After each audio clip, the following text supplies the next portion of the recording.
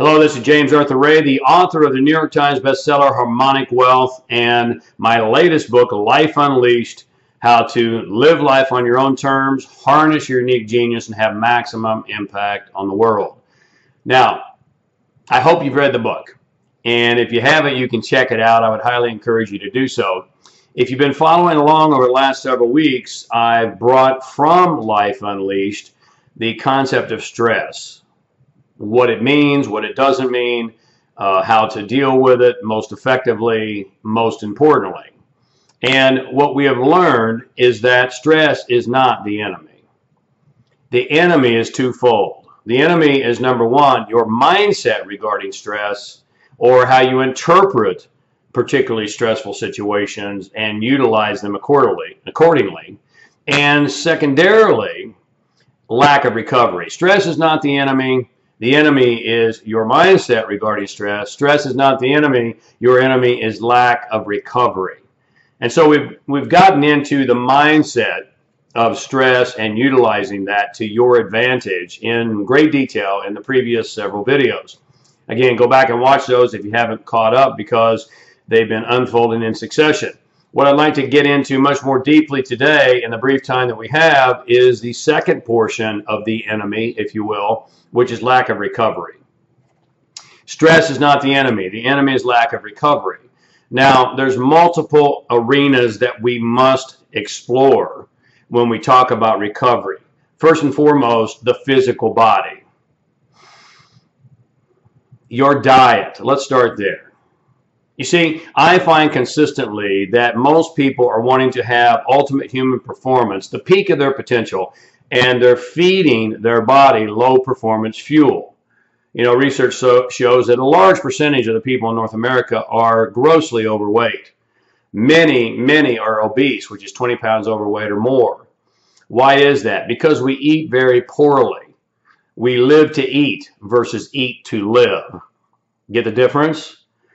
Now, this is not a video session, nor do we have the time to get into all the dietary issues, the nutritional issues that we explore, by the way, in my live event, Life Unleashed Live. I hope you'll check it out, and I hope you'll get there. But let me tell you something. This might rock your world. The food that you eat will determine the amount of money that you make. Yeah, think about it.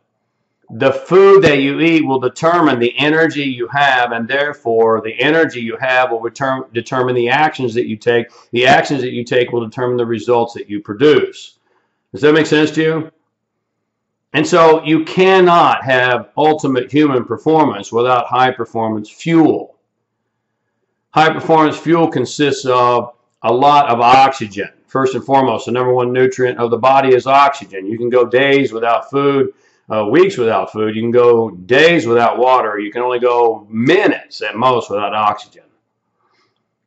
You with me? The second most important nutrient of the body is water. Your body is made up of 70% water, and so consequently, you've got to have plenty of fluids to have high energy and ultimate human performance. You know, I suggest that you have at least 1.5 liters of water per 100 pounds of body weight. I encourage you to round up if your weight falls somewhere in between 100 200. Always round up and drink plenty of water. There's more to that, which we won't get into here today, but that's the simple approach. You've got to have great oxygen. Most of us don't breathe very well. We breathe high in the chest instead of down in what the ancient Hawaiians call the na'au, the core. And you have to have lots of water. What does a high-performing diet consist of? Well, lots of green. Lots of green. You know, green foods are alive. They're high-energy foods. If you're putting high-energy foods into your body, you're going to obviously have more energy. When you're putting meats into your body, and I'm not an advocate of not eating meat, by the way, but when you're putting meat into your body, meat is dead. It's not alive. Greens are alive, dark greens. And I'm not talking about romaine lettuce, because romaine lettuce has very nutritional value beyond water. But you need dark greens. The darker the green, the better, and lots of it. Even the esoteric traditions understood that to reach a stage of awareness or awakening, you had to have lots of greens. So lots of water, great oxygen, which means full breathing, and lots of greens. Then let's talk about exercise. Listen, your body is the vehicle through which the creative source has chosen to manifest and make manifest in this world. You with me? What kind of vehicle are you giving to the creative source? You know, the old paradigm used to be that running equals health. Not anymore. The new paradigm is weightlifting is the key to vitality and longevity. Did you get that? Weightlifting is the key to vitality and longevity. Recent studies at Emory University, they took individuals in their mid-70s and they had them lift weights, heavy, 3 days a week. And they found significant decreases in all 7 major diseases. They found an extension of their life by 7 years over those who did not lift weights. I could go on and on here. Again, it's not the time and the place. Hopefully we'll have a conversation live. But I'm just giving you some things to think about here today. Running creates high toxicity in the body. A lot of oxidation. And you know, the more you do that, you're really not creating longevity. What you want to get in is hard and fast. Hard and fast. High intensity interval training, if you're familiar with that. And again, I could go on and on, but you can check it out for yourself. The third thing on recovery is quieting the mind, meditation. You know, if you've been onto my website, I have a section called James Recommends. I have used binaural beats programs for years. I've probably been exposed to every single brain entrainment product that there is and have even created some of my own historically. And yet, one of the ones that I find most profound and most effective is from iAwake Technologies. You can check it out on James Recommends, you know, because I'm always putting out to you things that I have been exposed to and that I use and that work for me.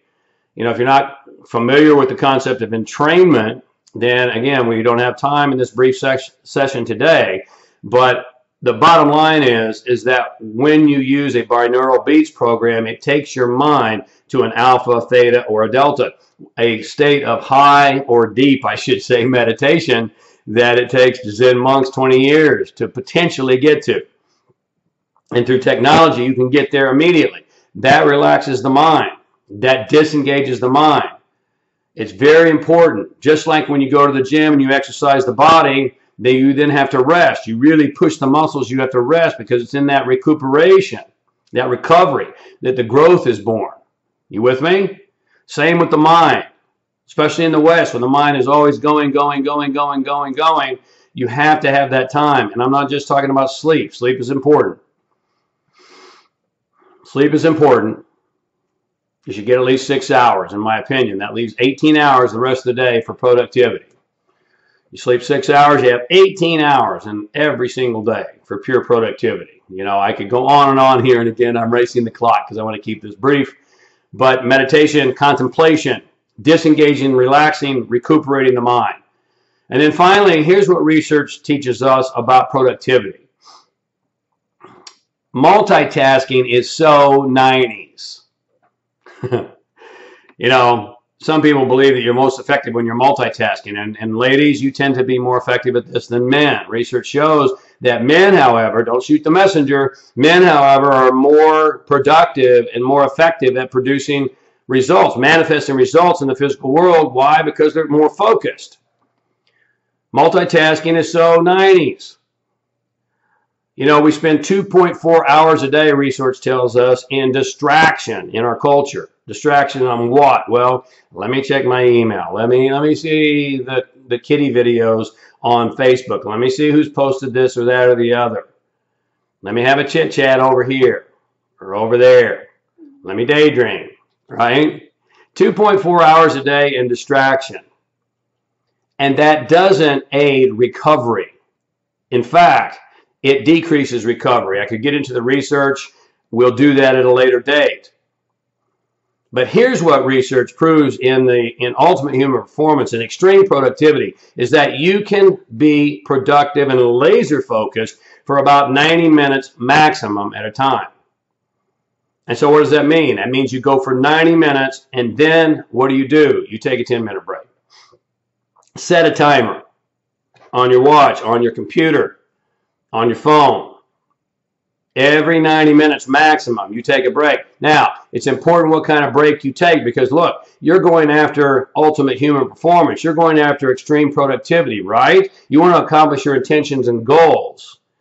And so this break is a pause that refreshes, not a grab of the plug-in drug. You get me? The television. It's not picking up the National Enquirer or People magazine. It's not chit-chatting. It's picking up a good book that's going to stretch your mind and cause you to think. It's getting up and doing some hatha yoga postures, stretching out, moving around, getting the blood pumping. It's going for a walk around the neighborhood. It's getting up and getting more water. You know, you can decide, but what I'm encouraging here is that this break is the pause that refreshes. It's the pause that recuperates, regenerates, reignites. And so consequently, after that 90 minutes and then you have a 10-minute break, you come back and man, you're ready to rock and roll. You get right back into the flow, right back into focused flow and in the zone. Stress is not the enemy. I hope you know that by now. You know, go all the way back and review this entire series. Look at Hans Selye's work in endocrinology. Look at Carol Dweck's work from Stanford University. Look at the psychological research on coping mechanisms. And now, you know, think about what are you putting into your body? What are you putting into your mind? Are you working in blocks of 90 minutes of productivity? And the 10 minutes, the 15 minutes in between are productive recuperations. You might take a nap in the afternoon, a power nap as a break. There's a lot of different things. Again, you can figure it out for yourself. I hope I've just spurned some ideas here. That's my job. Until we speak again, stay awake, love life, and be epic.